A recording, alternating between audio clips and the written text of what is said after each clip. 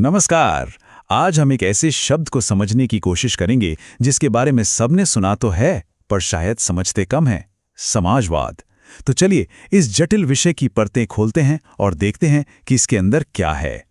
तो चलिए शुरू करते हैं एक बहुत ही कह सकते हैं प्रोवोकेटिव विचार से। ये शब्द हैं शुरुआती समाजवादी विचारक पियरे जोसेफ प्राउडहोन के। ये एक ऐसा बयान है जो हमें एक पल रुककर ये सोचने पर मजबूर कर देता है कि आखिर प्रॉपर्टी का, संपत्ति का मतलब क्या है। तो सवाल यही उठता है कि उनका असल में मतलब क्या था। क्या वो हर तरह की प्रॉपर्टी की बात कर रहे थे? मतलब हमारे आपके घर, हमारी निजी चीजें, क्या वो सब चोरी हैं? इन नारों के पीछे की असल कहानी को समझने के लिए हमें थोड़ा सा इतिहास में झांकना होगा। तो चलिए शुरू करते हैं। देखिए, समाजवाद को समझने के लिए ना पहले ये समझना जरूरी है कि आखिर ये किस समस्या का हल निकालने की कोशिश कर रहा था। तो बात यह है कि समाजवाद यूं ही अचानक से नहीं आ गया। ये एक रिएक्शन था। किस चीज का रिएक्शन? उस उथल-पुथल का जो 19वीं सदी में चल रही थी। सोचिए, भाप के इंजन आ रहे थे, बड़ी-बड़ी फैक्ट्रियां लग रही थीं और इसके साथ ही जन्म ले रही थी एक नई तरह की गरीबी और जबरदस्त असमानता। समाजवाद इसी का जवाब था। अच्छा, तो समाजवाद है क्या?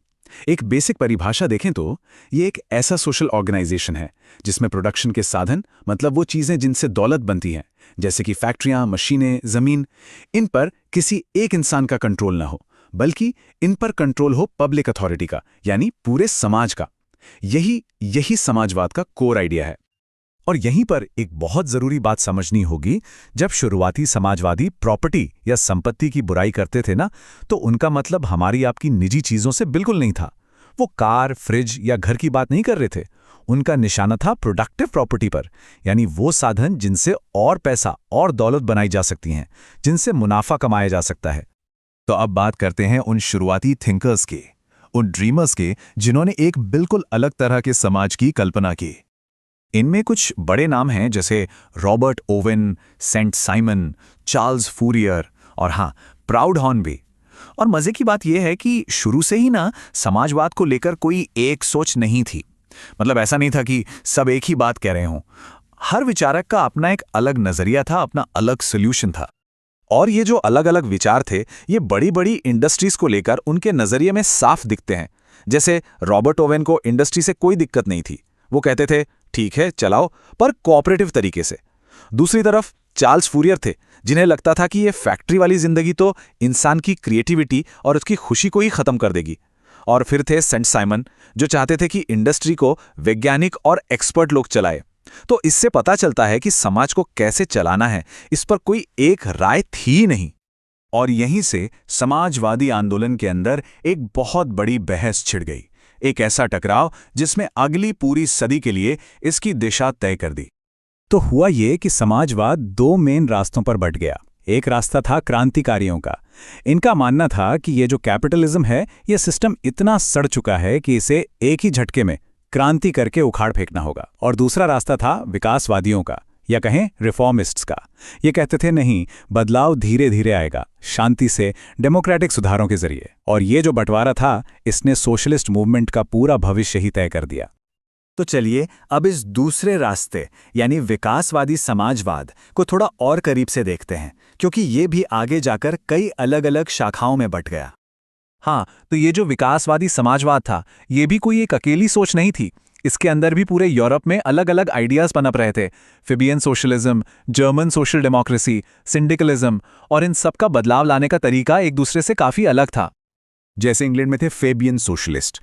इनका कहना था कि बदलाव धीरे धीरे, ग्रेजुअल तरीके से आना चाहिए, पार्लियामेंट के रास्ते। और इसके लिए सिर्फ मजदूरों का साथ काफी नहीं, पढ़े लिखे मिडिल क्लास को भी साथ लेना होगा। उधर जर्मनी में फर्डिनेंड लासेल जैसे थिंकर्स ने पॉलिटिकल पार्टीज बनाने पर जोर दिया। उनका आइडिया था कि चुनाव लड़ो, संसद में जाओ, कानून बदलो और शांति से एक मजदूरों का राज स्थापित करो। और ये जो कोट है एडवर्ड बर्नस्टीन का, ये रिविजनिज्म या संशोधनवाद के आइडिया को बिल्कुल साफ कर देता है। बर्नस्टीन अपने आसपास देख रहे थे और उन्होंने पाया कि कार्ल मार्क्स की कुछ भविष्यवाणियां सच नहीं हो रही थीं। किसान खत्म नहीं हो रहे थे, मिडिल क्लास गायब नहीं हो रहा था, तो उन्होंने कहा कि भाई क्रांति का इंतजार क्यों करना, जो सिस्टम है उसी के अंदर सुधारों के लिए काम करते हैं ना। फिर फ्रांस में एक बिल्कुल अलग आइडिया सामने आया, सिंडिकलिज्म। इन लोगों का मानना था कि मजदूरों की असली ताकत पार्लियामेंट में नहीं, उनकी ट्रेड यूनियनों में है। ये एक ऐसे भविष्य का सपना देख रहे थे जहां इंडस्ट्री को पॉलिटिकल पार्टियां नहीं बल्कि खुद मजदूरों की यूनियनें चलाएंगी। और आखिर में ब्रिटेन में एक और अनोखा विचार था, गिल्ड सोशलिज्म। इन्होंने समाजवादी विचारों को पुराने कारीगरों के गिल्ड सिस्टम के साथ मिला दिया। इनकी कल्पना एक ऐसी व्यवस्था की थी जहां पुराने राज्य को हटाकर उसकी जगह नए सिविक ऑर्गेनाइजेशन ले लेंगे। तो इन सभी अलग अलग विचारों और रास्तों को जब हम एक साथ देखते हैं तो हम एक बुनियादी सवाल पर पहुंचते हैं, एक ऐसा सवाल जो आज भी कायम है। तो असल में समाजवाद कोई एक सिद्धांत या कोई एक किताब नहीं है। ये तो विचारों का एक पूरा परिवार है जिसमें बहुत विविधता है, लेकिन ये सभी एक ही बुनियादी सवाल का जवाब खोजने की कोशिश कर रहे हैं। सवाल ये है कि प्रोडक्टिव प्रॉपर्टी यानी वो चीजें जिनसे हम सबके लिए वैल्यू बनती है, उन्हें कंट्रोल कौन करेगा, कुछ गिने चुने लोग या फिर पूरा समाज। और हम अपनी बात यहीं खत्म करते हैं एक सवाल के साथ। क्या 19वीं सदी की ये बहस प्राइवेट प्रॉफिट बनाम पब्लिक गुड आज खत्म हो चुकी है, या फिर इसने बस अपना रूप बदल लिया है और आज भी हमारे सामने मौजूद है? ये एक ऐसा सवाल है जिस पर सोचना आज भी बहुत जरूरी है।